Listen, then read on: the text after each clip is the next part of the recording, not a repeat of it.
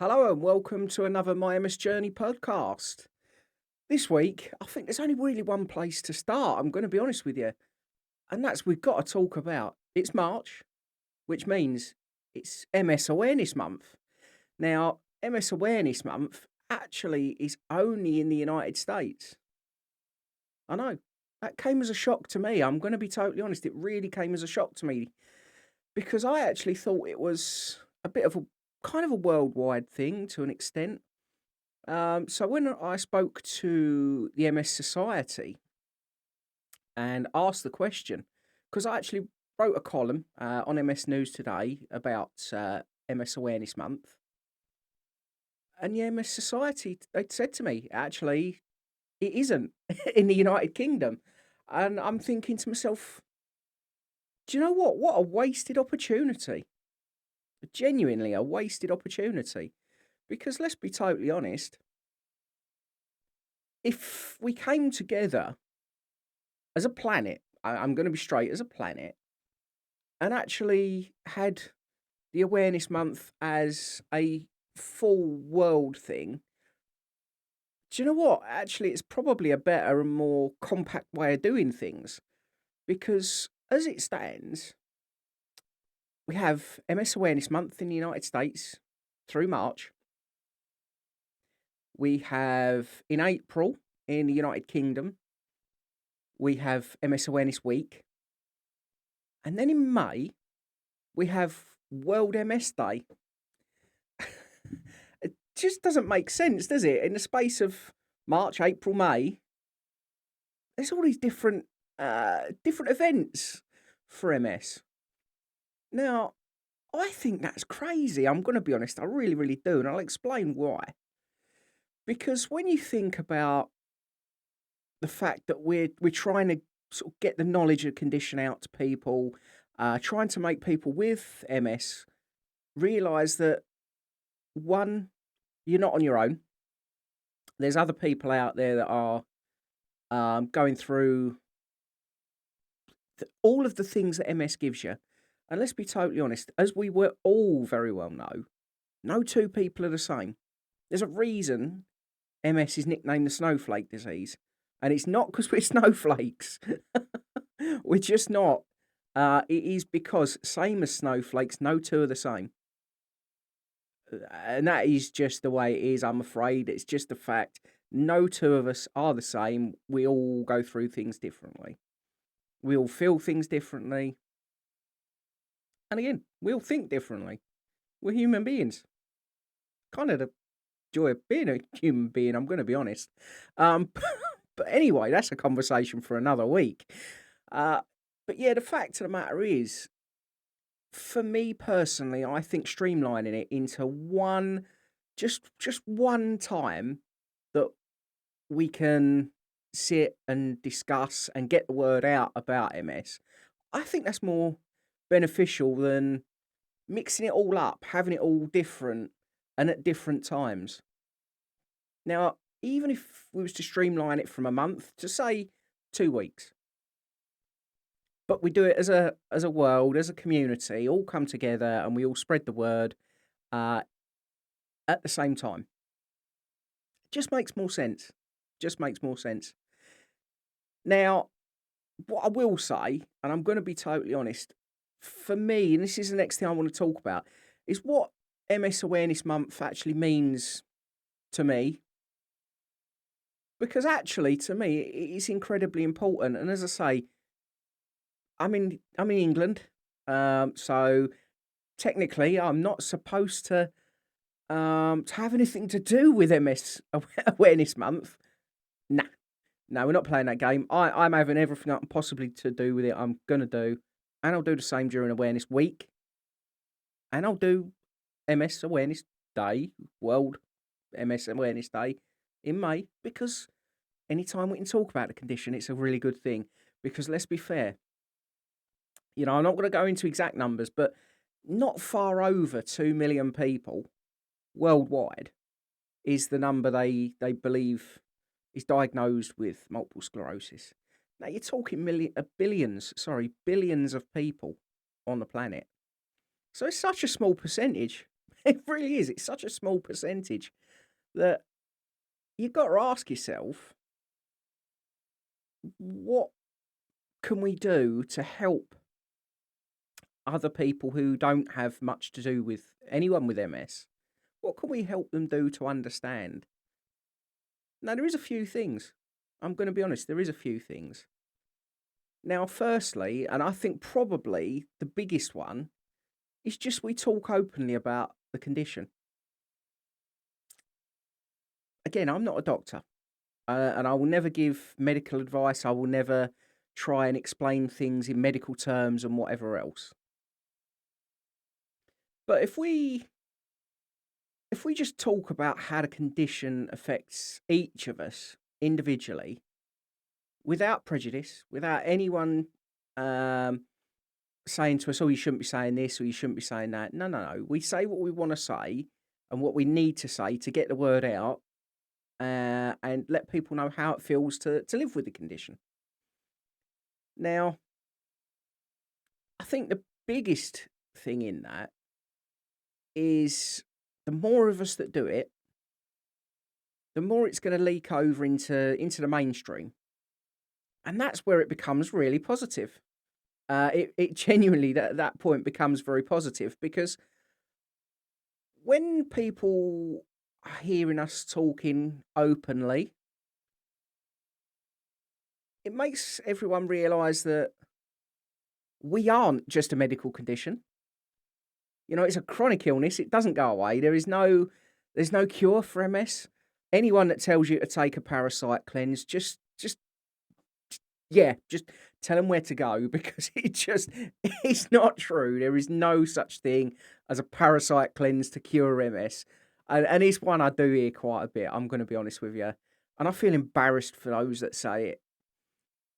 But again, it's one of them that we can talk openly about. And if we feel confident enough to discuss that, then that's a real good thing. It's a real good thing. Because again, then those people that are making those sort of comments are going to learn and understand, actually, I sound like a bit of an idiot by saying it. I shouldn't say, "Oh, the parasites inside you, once you clear them, you'll be cured." No, no, I won't. I genuinely won't. Um, and the other thing is when we're talking openly and somebody says the likes of, "Oh, I knew blah blah down the road.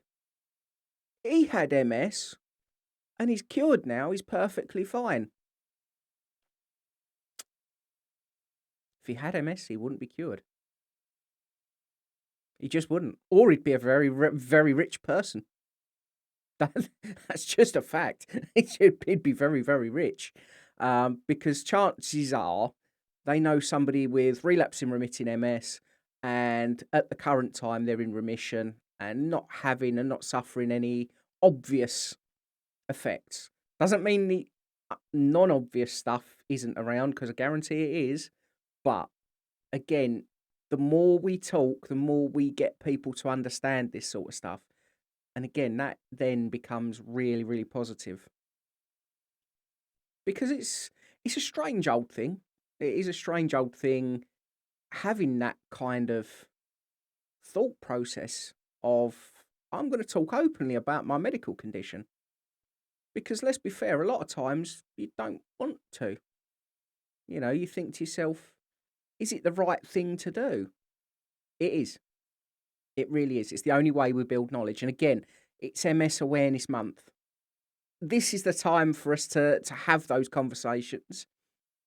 And this is the time for us to be as open as we can about the condition and let people understand what we go through and how we deal with it.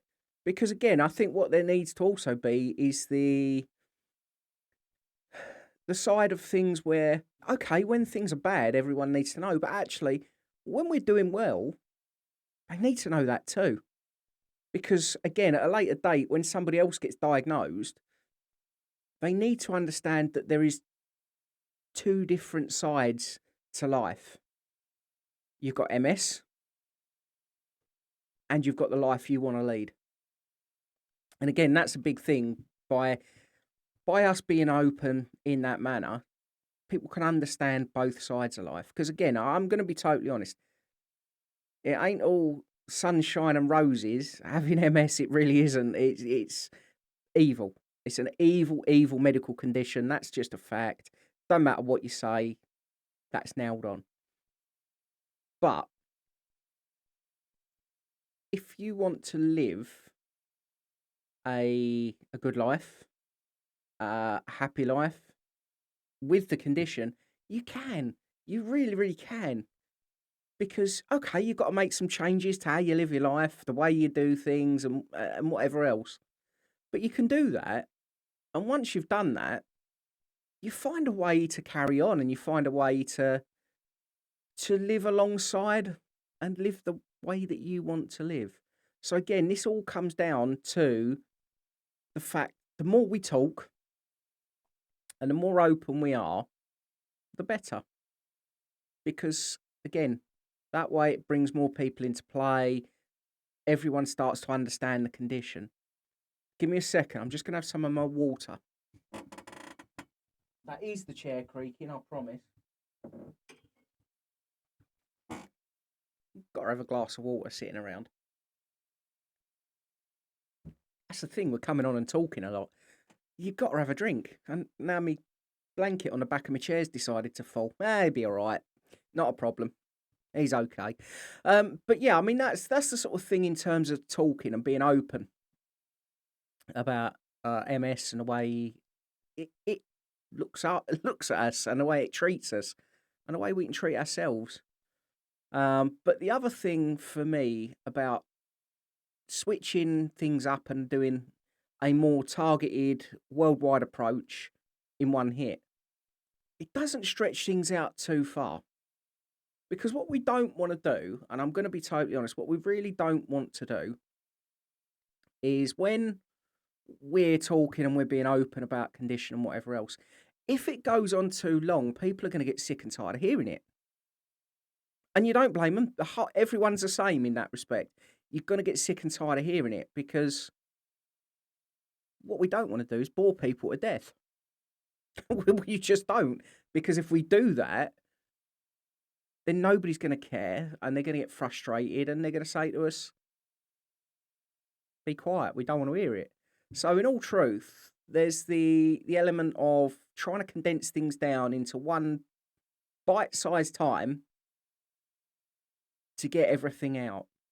And that's where it's down to us as a community, in my opinion, to find the way, to find the right way to get things out, get things in the open, but not have it too raw in your face. Everything's right there and it's eating away at people. Because again, there's ways of doing this stuff. And I'm just a normal everyday fella. I'm as simple as that. I'm not trained in media. I sit here and do this podcast. I do my social medias, all that sort of stuff. But I'm not trained in media. So again, others that know more about that side of life might be able to say to me, actually, this might work, that might work. I'm open to it because again, I'm still learning. I know this podcast's well over a year old now. I've been going a long time, but there's always ways to learn. There's always things I can learn. Now, and again, by doing things in a bite-sized chunk like that, with it being more targeted, maybe we can get things out in the mainstream media a bit more. Because again, you get things out in the mainstream media and we get, get medical professionals involved. The best people are warriors like ourselves. When you've got MS warriors themselves that are talking about the condition, that's the best way to do it. Because in all truth, nobody knows better than those that are going through it. A textbook is amazing. It's a fantastic thing. Life experience is the one. that's the way it is, I'm afraid. I will always believe that. No matter what the situation, life experience is always going to be the best. Now, coming away from that side of it a little bit and thinking about, again, with regards to an awareness month, like is going on,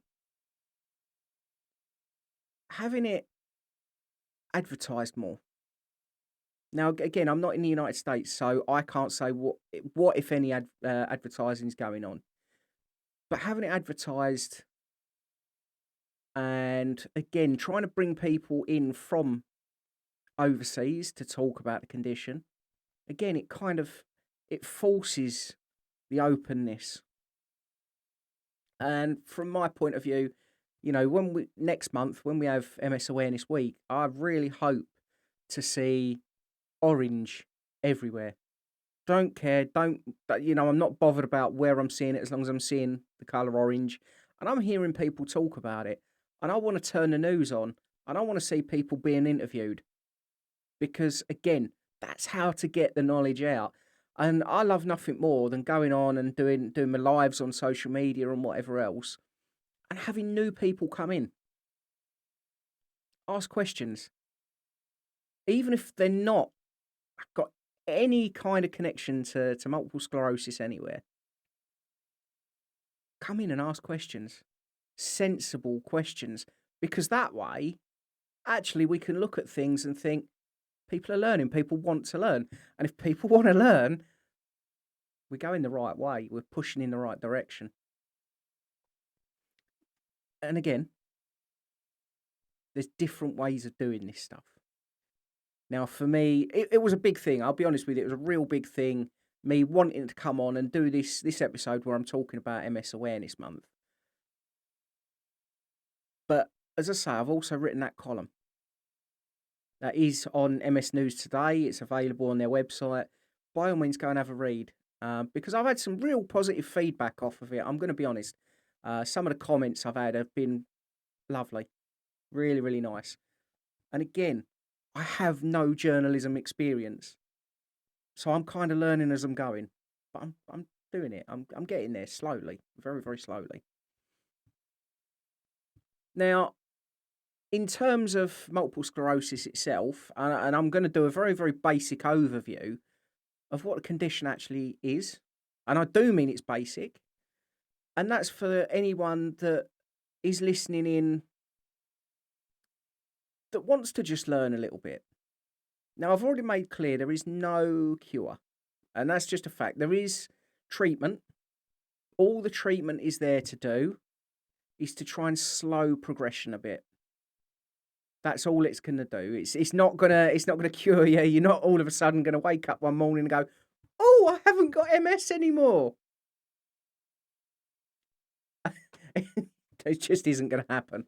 But if it can slow the roll and keep you going on a more positive footing, so to speak, it's worthwhile. I mean, myself, I'm on Ocrevus, ocrelizumab, which is once every 6 months I go and have an infusion. And I'll be honest with you, it kind of, to me personally, I've had the 2 first half bags and the second full bag. So this would be the start of year 2. In about 2 or 3 weeks, I've got my next treatment. Now I know I'm ready for it. My body feels like it's ready to go. It needs a bit more juice in there to try and help it along a little bit. But again, that is what that is.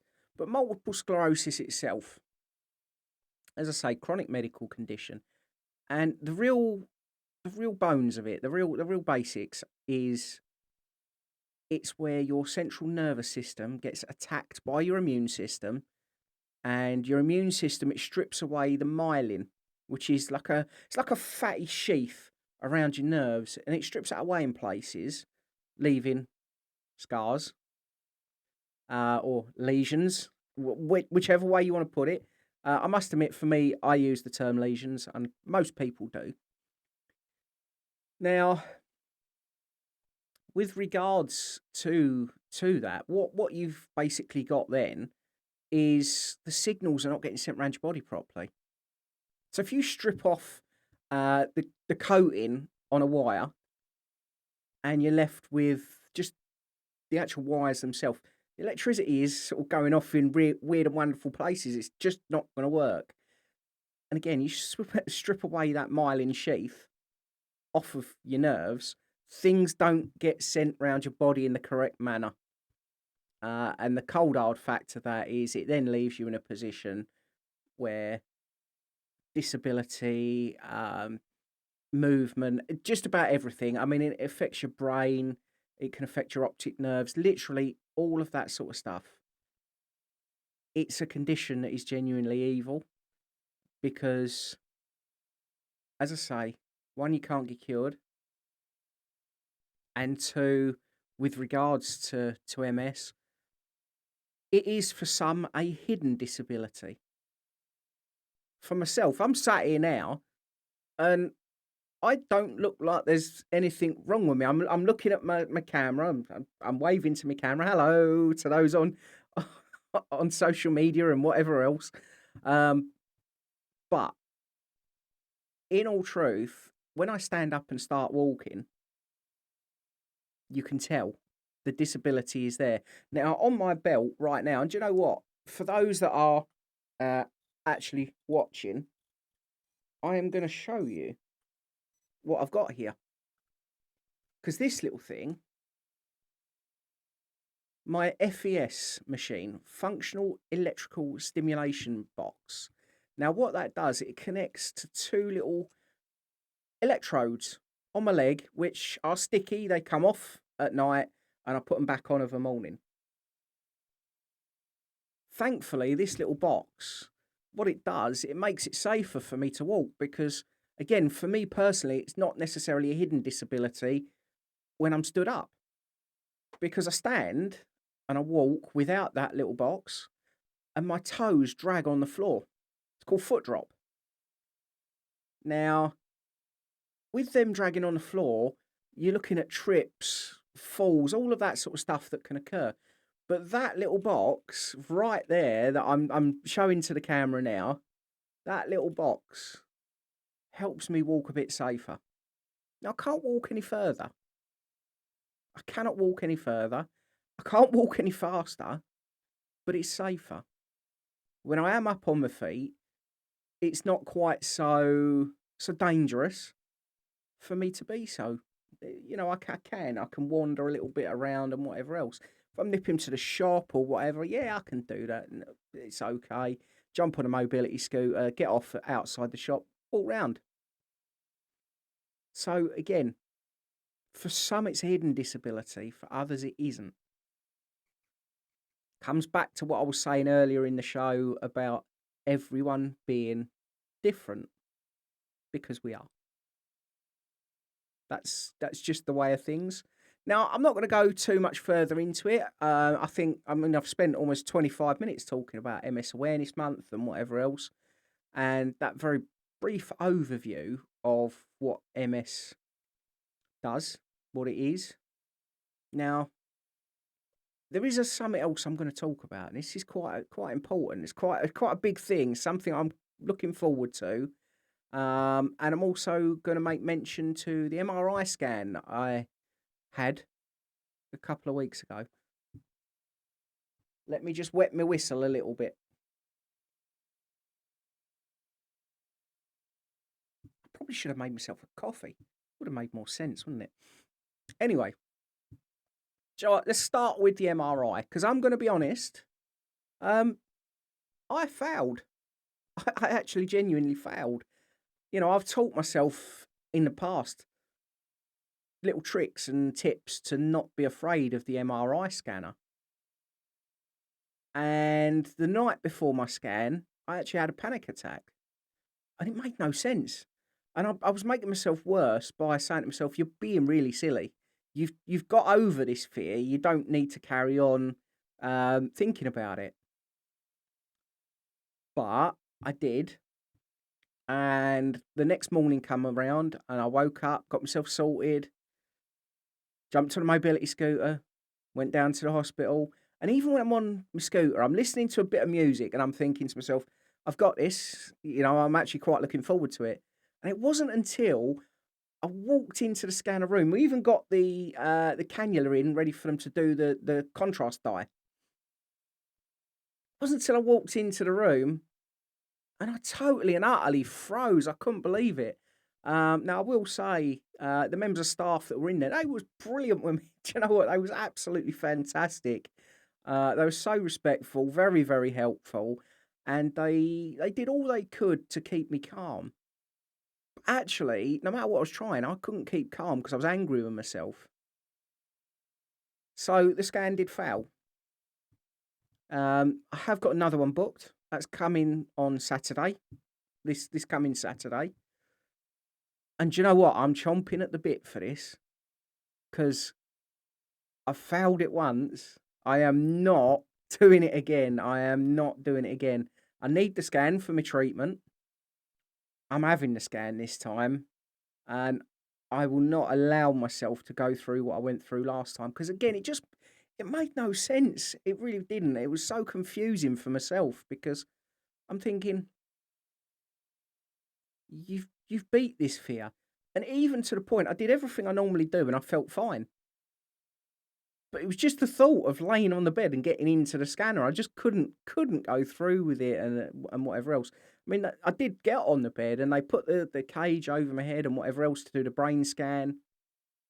No, no fear. Just and do you know what? It might not have even been fear. I don't know what it was. It was just it made no sense. Genuinely, it made no sense at all. But you know, is what it is. It's one of those things. I'm over it. I'm past it, and I will not allow it to happen again. Um, we all live and learn, don't we? We all live and learn. But on top of that, something quite important has happened. Now I'm 40 years old. I'm 41 this year, and I've never passed my driving test. I've passed the theory test a couple of times in the past. I think it's 3 times actually, but I've never passed the practical. And since having the issues with my legs and whatever else, and MS coming into my life, I've been a bit concerned about learning to drive and getting behind the wheel. But after having conversations with the DVLA and the doctors, I've been given the all clear. I've been told I can learn to drive. Absolute worst case, I can drive an adapted car whereby the pedals aren't on the floor, they get put on steering wheel, and that way I can sort of do stop, go, all that sort of stuff by hand, and it's not then it's not it takes the feet out of play. Now I only want to drive automatic anyway, so it's only my right foot that needs to do any work at all. The left foot can just sort of have a snooze and forget it exists for the time I'm in the car. But I have already booked my theory test and I'm really looking forward to it. That's also Saturday. Yeah, I've got my theory test on Saturday. I think it's about midday, and then at 4:30, I believe it is. It's MRI scan. So I hope, I really, really hope, come Friday night, I can be a little bit excited. One, passing the theory test, and two, getting through the scan. Because again, the thought of having the freedom of going to grab a coffee, if there's nothing going on, and I just jump in a car from home on my own with nothing going on, jump in a car, nip up and go and grab a coffee. Go shopping. Take Lisa out. Take my dad out. He's for years and years, bless him, taking us around. Take my brother out. Take the kids out. Take everyone out. I'm not fussed. Just whatever. I can jump in a car and say, right, let's go somewhere. Let's go and do something. That to me is something that really does quite excite me. The thought of being able to do that is pretty awesome. So yeah, I'm quite excited. I'm going to be honest. Now, I'm not putting massive pressure on myself to pass my theory first time. I really want to. I really, really, really want to. And I'm going to do everything in my power to do so. But if I don't, it's not the end of the world because I will come back and try again. Because do you know what? Literally just a couple of weeks ago, I'm thinking to myself, I probably never will drive. And it's something that I want to do. I really, really, really want to be able to do. I want to have that kind of freedom. Because again, I mean, at some point in the near future, we are looking at moving house. We're looking at going to a whole new area. And I want to be able to do that and explore the area. I want to be able to jump in the car because, again, mobility scooter's great. I absolutely love my mobility scooter. I really do. Shelby, amazing. Brilliant bit of kit. But can only take me so far. Whereas a car can take me as far as it wants. While it's got fuel in it, it can take me where I want to go.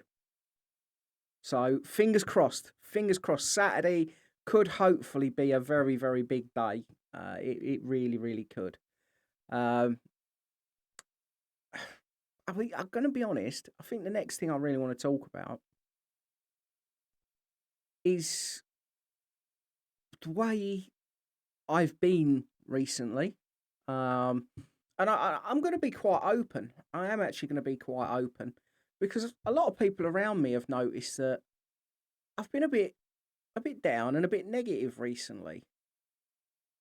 And actually, I don't quite know why. Because like now, I'm going to be totally honest. I feel so bubbly, it's unreal. I genuinely, genuinely do.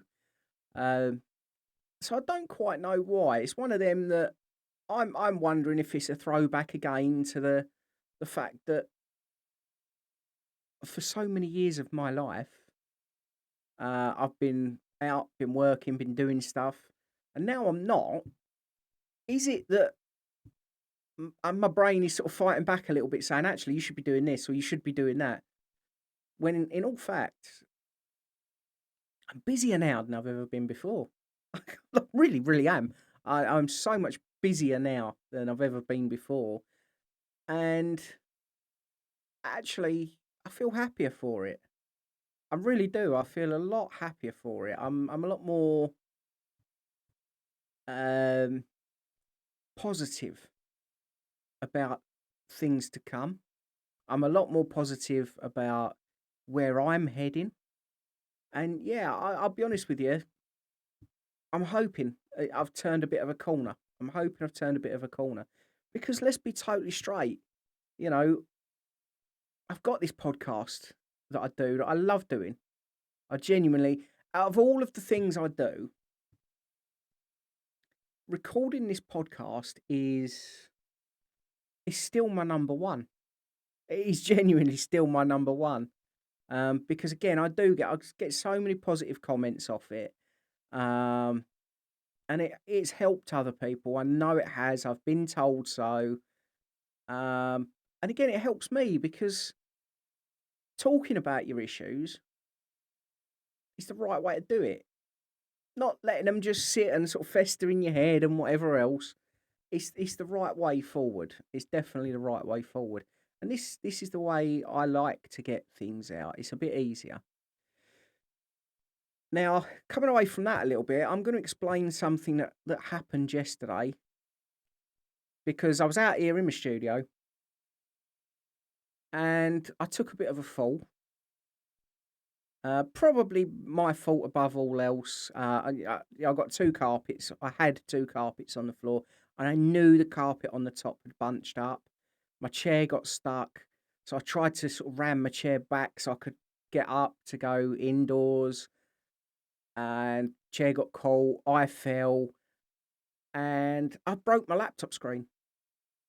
I actually broke my laptop screen when I fell. I hit my head as well, but that's cheaper to fix. You know, my head's all right. Just teasing, just teasing. But no, I did. I broke my laptop screen. So today I've had a new monitor turn up. So I've just got to sort of learn now to use the laptop as a keyboard and use the other screen, the bigger screen, as the monitor, which is kind of cool because I'm sat here now and I've got my camera up on me gaming monitor, and I've got the other the other monitor sat there where I'm watching myself chatting away and whatever else.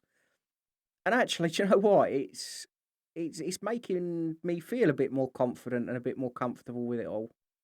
I'm kind of, yeah, I'm a bit of a fan, and it's also given me the potential and the possibility. I've sort of moved my chair a little bit and brought the microphone to a different part of the room. I've opened it up a little bit so you can see walls. I've got an MS shirt on my door. I've got me 4 medals on the door. 3 of those are for raising money for the MS Society, and the blue one is back in 2016. Um, my six-a-side team, we won our league. Now, I'm going to be fair. For me, I didn't play many games in that because at the time I was falling over lots. Now I know why. But I was doing a lot of falling. So I more managed the team than anything else. Uh, but again, somewhat positive. But yeah, I mean that's the whole point. So I've had that bit of a spill yesterday, and again, it's kind of opened me up again to remember that stuff does happen. It does happen. I was laid on the floor for a little while, and thankfully I got support. Both Lisa and my dad managed to come and get me and take me back indoors. I will say I am fine. Let me put that out there now. I am fine. I got a little bit of sort of redness on my forehead. I should stop touching it because it's a bit sore to touch. But yeah, other than that, I'm okay. I'm okay. Well, I'm going to call that an end for this week. Do you know what? Thoroughly enjoyed recording this. Really, really have. And as I say, MS Awareness Week, if you're able, jump on social media, talk MS Awareness Week, I will get my words out. MS Awareness Month in the United States doesn't mean we can't get the word out. Let's do so worldwide. Let's all talk about MS. Let's get the world talking about this condition because it's the only way everyone's going to learn about it. I hope you all have a really great week. I'll speak to you soon. Bye bye.